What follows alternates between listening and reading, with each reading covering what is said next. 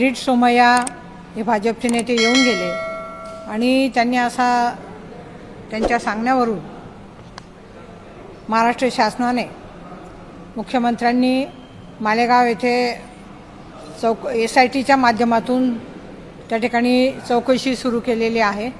त्यांचं असं म्हणणं आहे की मालेगावमध्ये बांगलादेशी आणि रोहिंगा यांचं प्रमाण त्या ठिकाणी आहे आणि हे जे प्रमाण मालेगावमध्ये आहे त्यांची चौकशी करण्यासाठी ही SIT गठीत करण्यात आलेली आहे।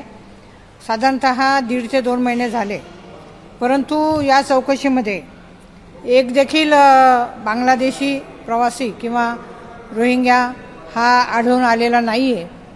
आणि मला या ठिकाणी खेदाने सांगावंसं वाटतं की अल्पसंख्याक समाज त्या ठिकाणी मुस्लिम बांधव साधारणतः 90% मतदार ते आहेत आणि त्यांच्यावरती हा जाणून बुजून अन्याय होतो आहे। मध्यंतरी आम्ही त्या ठिकाणी मीटिंग देखील घेतली, सर्व SITचे अधिकारी देखील होते आणि त्या मीटिंगमध्ये देखील त्यांना आम्ही सांगितलं की जे प्रामाणिक आणि देशप्रेमी मुस्लिम बांधव आहेत तर त्यांच्यावरती कुठलाही अन्याय होऊ नये आणि त्या माध्यमातून त्यांनी देखील कबूल केलं होतं।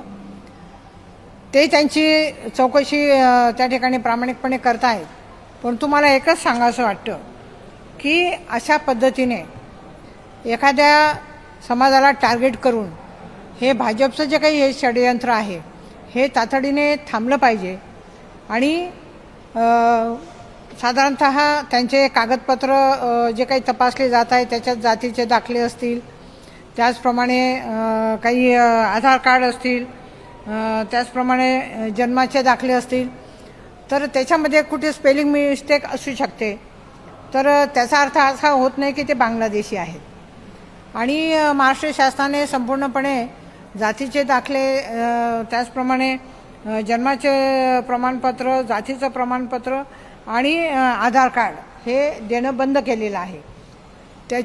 ते देखील तातडीने चालू करणं हे गरजेचं आहे, कारण आता शाळा सुरू होतील जूनमध्ये आणि ज्या काही शासनाच्या योजना आहेत त्यांच्यासाठी देखील आधार कार्डची गरज असते, तर त्या योजनांपासून हे जे बांधव आहेत हे वंचित राहू नये असं मला या ठिकाणी सांगावंसं वाटतं।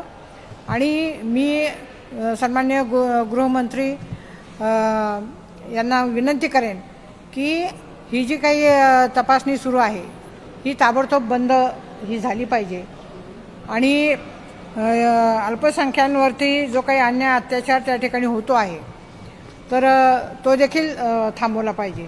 धन्यवाद। नागपुरामध्ये दंगल सदृश परिस्थिती काल निर्माण झाली आहे, त्यावरून सर्वत्र महाराष्ट्रामध्ये वातावरण खराब झालेलं आहे। काय खऱ्या अर्थाने राज्याचे जे गृहमंत्री आहेत त्यांनी तातडीने या सर्व गोष्टींची दखल ही घेतली पाहिजे आणि ते याच्यामध्ये अपयशी ठरलेले आहेत।